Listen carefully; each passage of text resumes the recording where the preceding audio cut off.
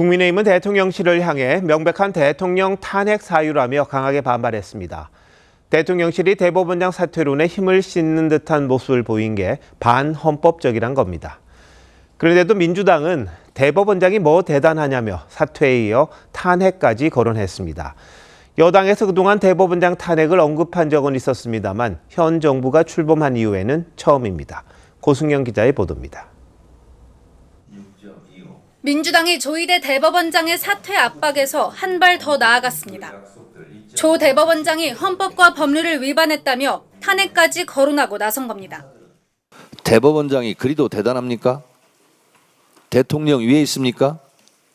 국민들의 탄핵 대상이 아닙니까? 대법원장이 뭐라고?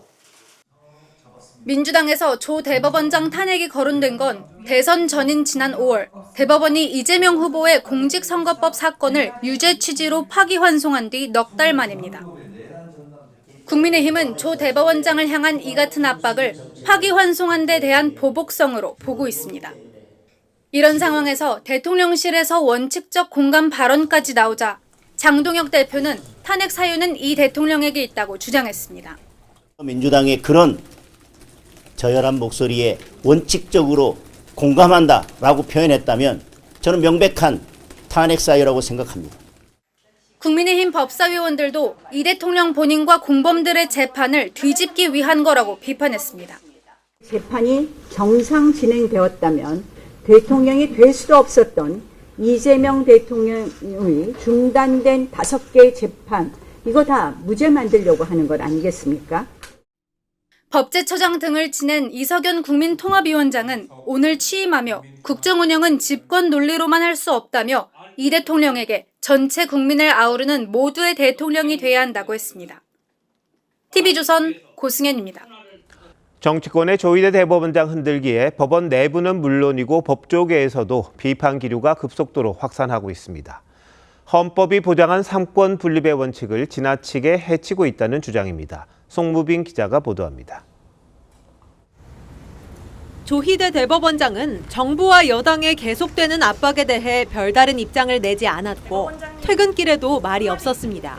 정치권에서 대법원장직 사퇴 요구하고 있는데 혹시 입장 있으실까요? 하지만 법원 내부에서는 임기가 보장된 대법원장에 대한 사퇴 요구에 반발 기류가 거세졌습니다. 한 현직 부장판사는 노골적으로 사법부를 옥죄면 삼권 분립은 껍데기만 남게 될 듯하다며 트럼프 정부가 현직 판사를 체포하고 사법부를 찍어 누르려던 모습이 연상된다고 했습니다. 내란 재판 담당인 지기현 부장판사를 교체하려는 의도로 대법원장을 압박하는 거라면 더 큰 문제라는 지적도 나왔습니다. 재판에 영향을 미치려는 의도라면 사법부 독립에 대한 심각한 도전이라는 겁니다.